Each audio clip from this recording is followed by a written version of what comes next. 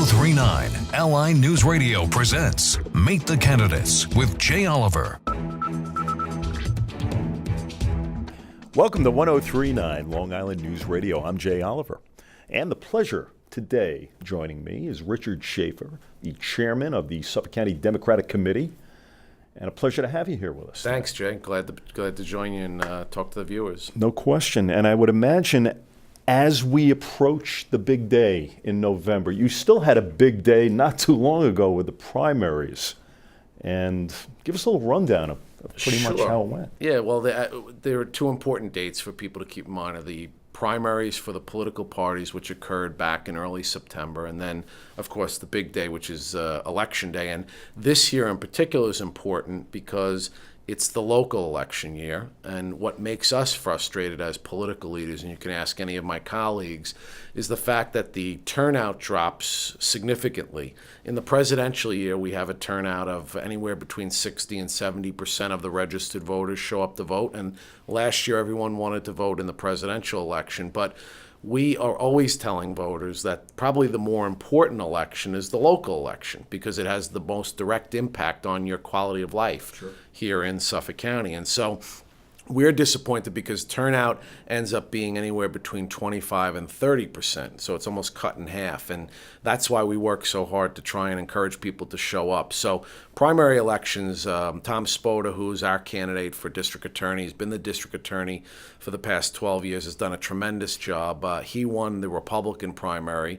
He was endorsed by the Suffolk County Republican organization, and he beat back a challenge from Ray Perini, won that, and now he is the nominee of all the parties. And he's enjoyed that cross-endorsement support. And people question why he's cross-endorsed. Well, because all of the parties believe that he's doing a terrific job. In a very important position, the district attorney's office. He's the chief law enforcement officer in the county, and his office works directly with the police, with the federal law enforcement authorities on prosecuting criminals involved in gang, heroin trafficking, white-collar crime, government corruption. He's made a stand on government corruption and has gone after people of all political parties who are doing corrupt things in local government. And we were also very happy to win a Working Families Party primary. Bill Lindsay Jr., Bill Lindsay Sr. just passed away from a battle with cancer, mesothelioma cancer, asbestos cancer of the lungs. He passed away, and Bill Jr., his son, is running for his seat. He won a Working Families Party primary in that race as well. You know, I want to get back to a very important point that you made before regarding voter turnout because, I was very involved in Riverhead elections years ago with a supervisor, and there was so much feedback among the residents, when we had debates and everything else. Turnout was at an all-time low in certain years. Yep. What is the main reason? Why do you think, besides weather conditions and everything else that can alter one's trip to the election boxes, but what is the main reason, as you say, as a chairman of a committee? And as an elected official myself, who runs in a local elected year, as the battle, I was a county legislator, I was town supervisor, I'm now back as town supervisor, and I think people just don't, and again, it's in conversations with people, they say, well, the important election is for the president of the United States, and they believe, and yes, it's important to vote in every election, but we try and hammer home to them that the officials on the county and the town and the village level, and even some cases the state level, state assembly or state senate, have the most direct impact on your quality of life. It's the town that's responsible for the condition of your roads, your parks, your garbage pickup, code enforcement, any of those things that could have a direct impact on your quality of life, your home values. The county deals with the police, the health department, all these things that, again, have a direct impact on you and your family. And so we keep saying to them and keep hammering home that message that, yes, please make sure you vote in the presidential election, but don't disappear in that local year when you're concerned about whether or not you have access to your beach, or the parks are improved, or your roads are in good condition, or there's code enforcement issues in your neighborhood. That's the local officials, and that's why we encourage them to vote in the local election. That should be the main concerns of local residents.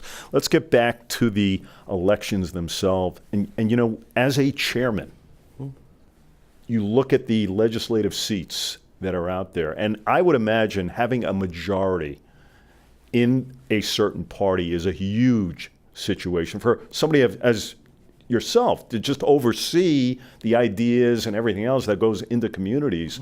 How would you say things have looked on the horizon for that? Well, look, we as a party, as the Democrat Party, have done well because we've offered up great candidates, qualified candidates, people who are talking to the issues that affect every particular area in Suffolk County. We were successful earlier this year in winning a special election with Al Krupski, who is a longtime Southold Town Board member, farmer.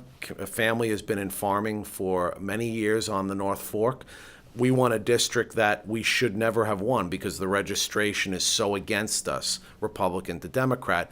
But we offered up Al, who has his ear to the ground, knows the issues that affect the people on the North Fork and in northern Brookhaven, and did tremendously well in that special election. He's running for re-election. We now have 13 seats of the 18 where Democrats or a party affiliated with us, independents or Working Families Party member who sits with our caucus, make up that majority.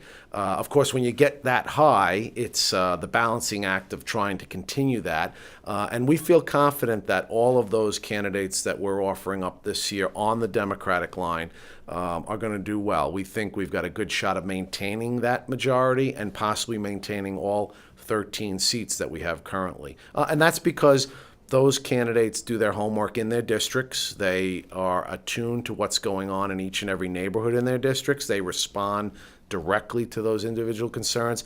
And they're working with County Executive Steve Bellone, who's doing a tremendous job of bringing the county out of the largest deficit it had ever seen in the county's history. When he took office back in 2012, the county's deficit was pegged somewhere around $500 million.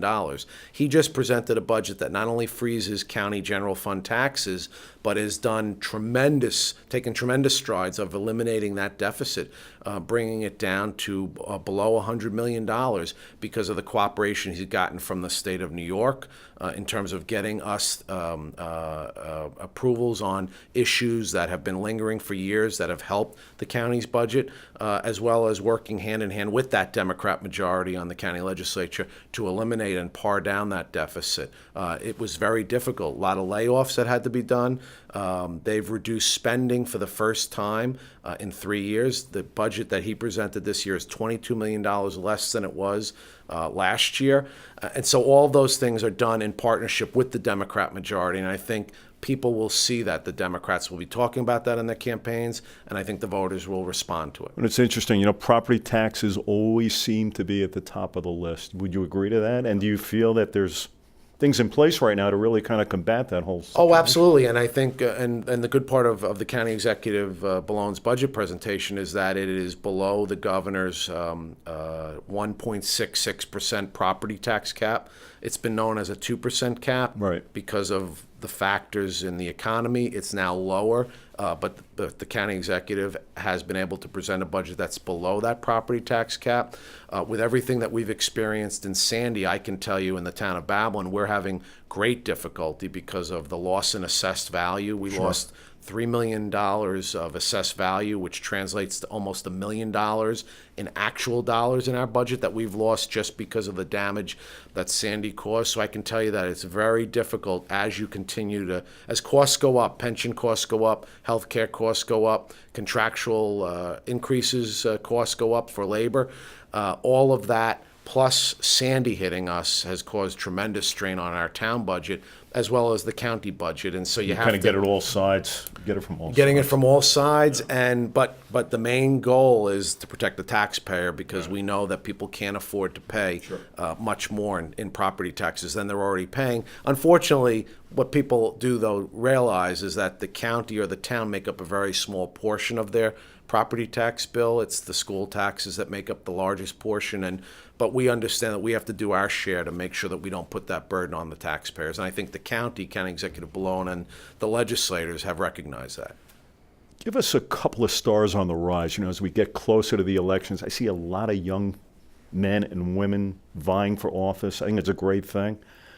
Give me some of the big stars on the rise who have kind of made their mark and will make their mark as they maybe get into office. Sure, no, and I think we have a great bench of candidates running. Bill Lindsay Jr., I mentioned earlier, Right. has been a tremendous candidate, following in his father's footsteps. His father taught him extremely well. He's in tune with every aspect of the 8th Legislative District and wants to continue the work of his father. Monica Martinez, who won a primary over in the Brentwood Central Islip area for the 9th Legislative District.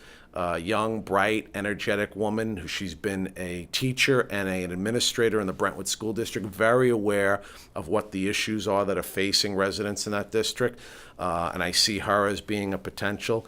Doc Spencer, who is a medical doctor in the town of Huntington, representing the 18th district on the north shore of that district, does a lot of, he's an ear, nose, and throat doctor, does a lot of tonsil operations, and has been a tremendous advocate for young people. He authored the legislation that banned the advertising of these energy drinks that are having a negative impact on young people. A lot of young people are utilizing these drinks. They're being seen to have caused some medical issues with young people. He's been aggressive on texting while driving, so he's focused a lot on kids because that's what his medical practice is all about.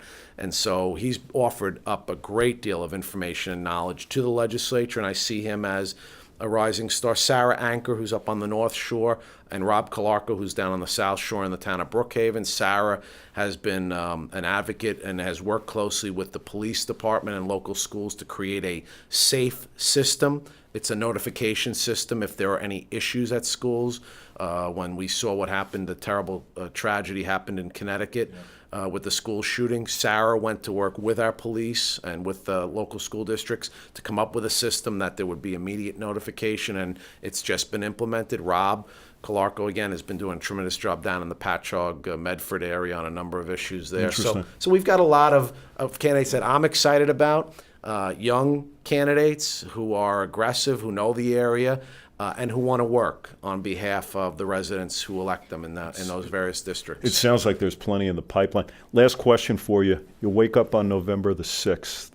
Play prognosticator. 13-5 majority vote? I'm pretty, I don't want to be overly confident, but I'm cautiously optimistic that we can maintain 13-5. I'm very optimistic that we'll maintain a majority of legislators who will be part of a Democrat majority, working with County Executive Bellone to continue to bring down that deficit, protect taxpayers, and do the job that they were elected to do. Richard Schaffer, pleasure to have you here today. Jay, thanks a lot. Of the Suffolk County Democratic Committee, the chairman of. And I'm Jay Oliver for Long Island 1039 News Radio. Have a good day.